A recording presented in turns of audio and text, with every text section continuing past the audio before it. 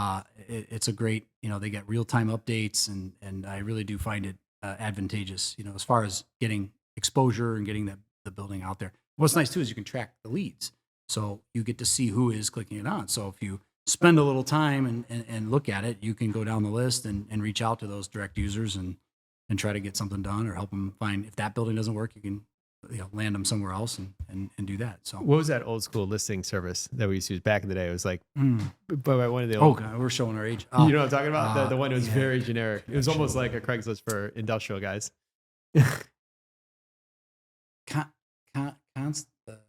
Something connection. It was automated. It was a small. Yeah, I remember. I remember it was so like, I wasn't even confident that my property was listed once I hit submit. Like it was so rinky. Yeah, it was very archaic. Yes. But, Yeah. I don't know. It made me smile when I was thinking that. So that being said, though, so the similar with residential, if a hot market goes, you just kind of put a sign up in front.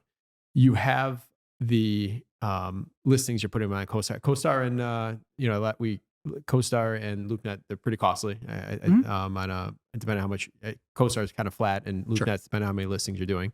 So those are some added costs. But one thing that you brought up was your database. I know you've always kept them, or we used to have ACT, or the CD. Sure. But we'd have ACT, and we've shifted our CRMs. But I think in the commercial side, that CRM is, and that data you're collecting is so much more important, because you guys are marketing to them. You're marketing them for listings, people they know, properties they're looking for. That's something very different on the commercial side. Yeah, I try to track as much. It is easy to add or to acquire these contact lists as they call in on different buildings and so forth, and seek out our services. So yeah, it's important to market. You get something new. You can't keep track of everybody. Everybody's got different needs and so forth. But it's important to keep that organized, so that when you do see an opportunity come up, I got that for this person, I'll send it over right away, because timing is everything in this business, especially now. I mean, timing is so critical to getting a property, or finding and securing a property for a client right now, whether it's for lease or for sale. So it's important to be organized in that sense. In this market, and industrial is hotter than it's ever been in the 20 years I've been involved. Are you finding that you're having to create your own inventory for buyers or tenants in order, or are you depending on other people to list the stuff right now? Because I imagine they're trying to do their own thing, create marketing or creating opportunity for their own clients. Right. Well, like I said, I don't really cold call anymore. I like to, what I call spot call. Like I'll drive around and I'll look at an area that has properties that I think are in demand, and I'll make a note to contact those owners and see, hey, are you open to selling? Because now is obviously the time to get the most you can get for your property, given the fact that they might have some outdoor storage or some other features that are in high demand.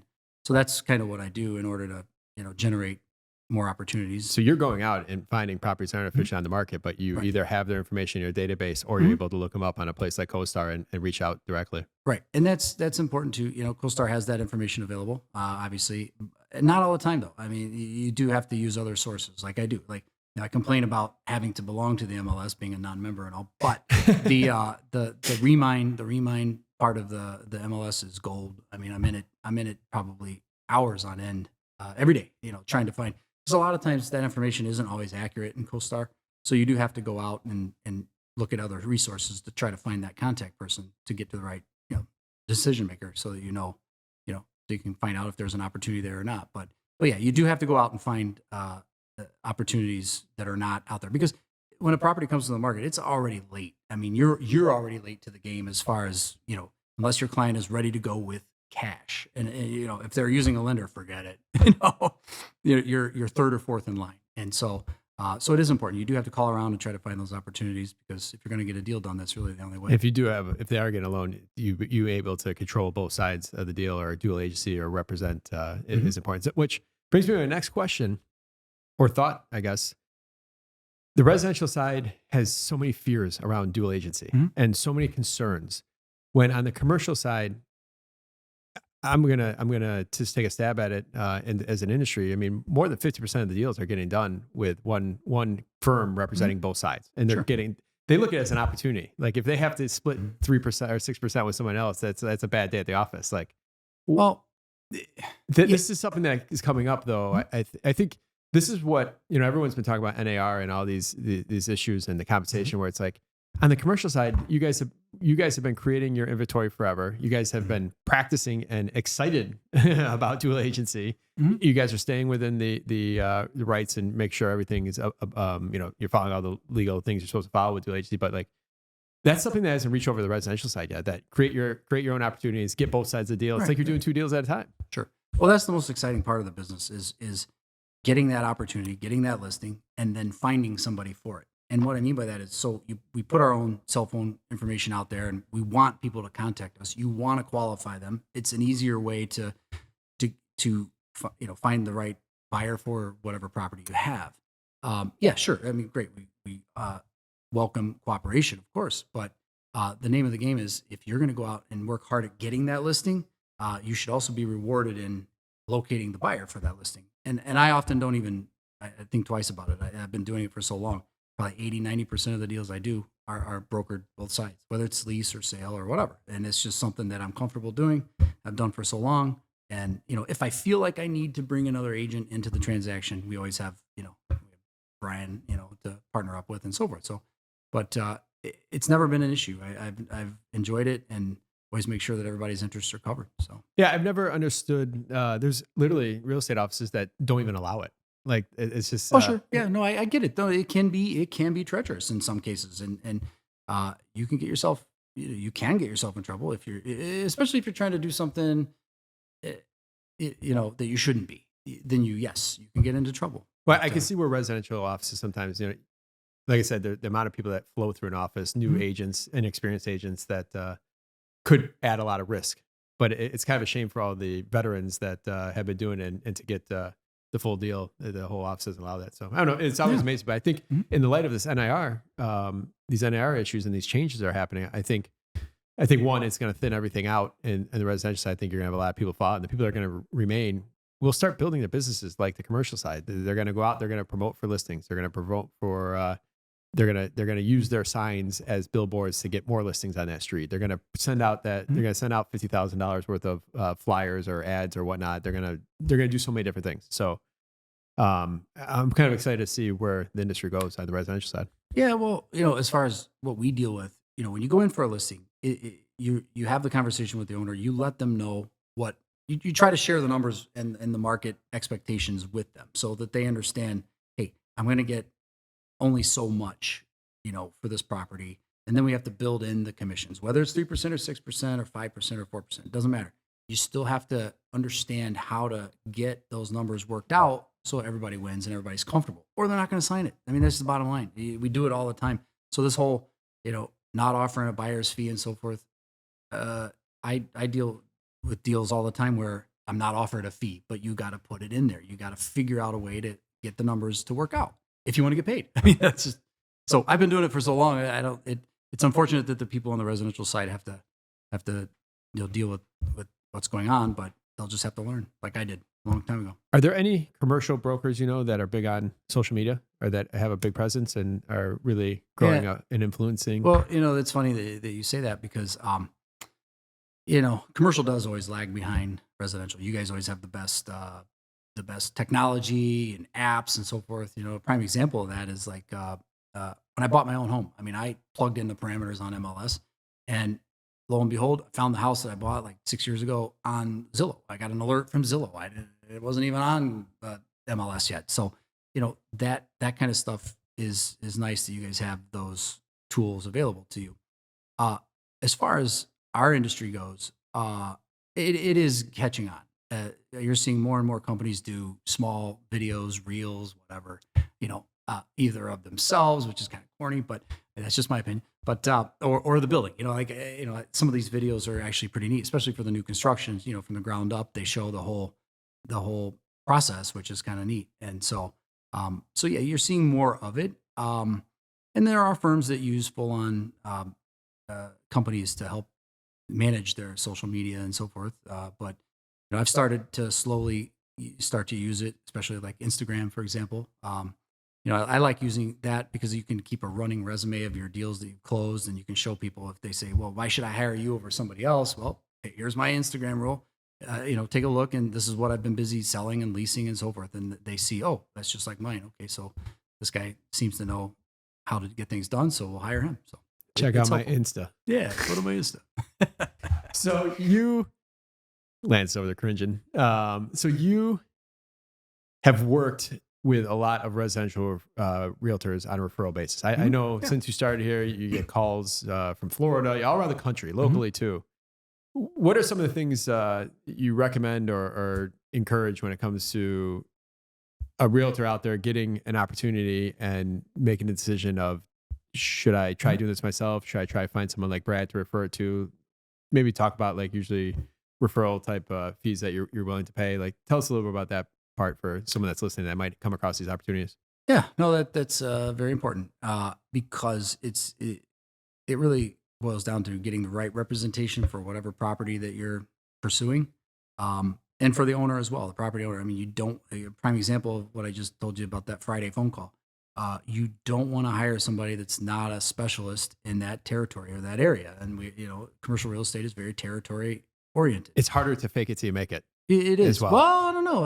I take that back. Well, I got into it, so maybe that's what you're talking about. But with like CoStar and the data and so forth, you can become an expert in an area that you're not farming or working on a regular basis. So that's what I mean by it. You can become a quick expert if you just spend a few minutes kind of learning, that market and what properties are trading for and so forth. But it is very important. You want the right representation. That's really what it boils down to, because you can, it's a big decision. It's a big financial decision. You don't want to hire somebody who's pretending to be a commercial real estate agent who's only closed, might have been a residential agent for 10 years and has only done one commercial transaction, but they see dollar signs. They see, oh, my client that I just sold a home owns a $10 million facility. I'm going to go and put it on the market for him.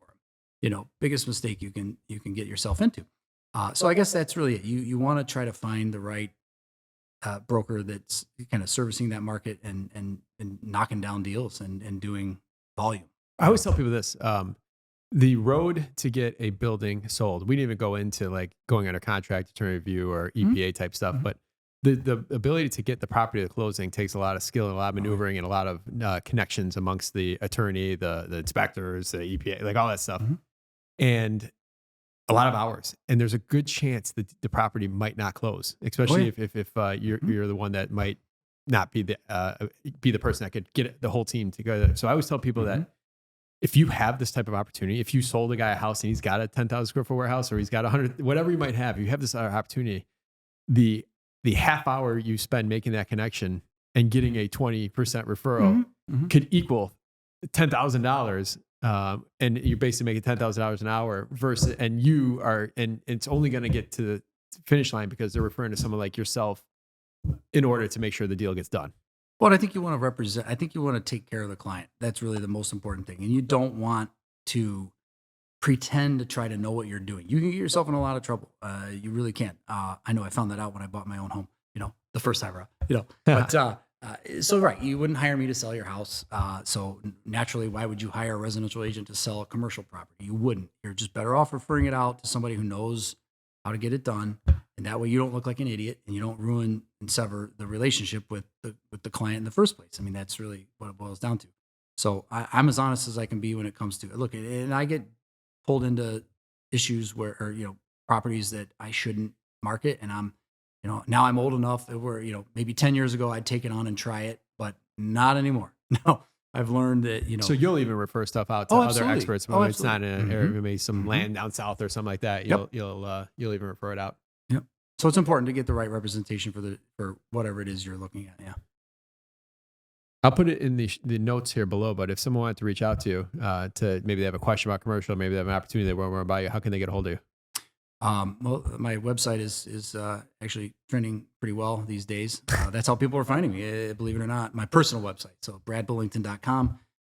It's really, I've been amazed at how much traffic has been coming through that portal. I don't know. That's just, but again, it's linked to the Instagram. Maybe they see what's going on there and they decide, hey, this guy's, he's got 5 active listings similar to ours. Let's give him a call and see what he can do for us. So, awesome. Well, this has been fun, man. I appreciate you coming downstairs from your office and us having this chat. And we'll have you back soon. Yeah. Well, thanks for having me on.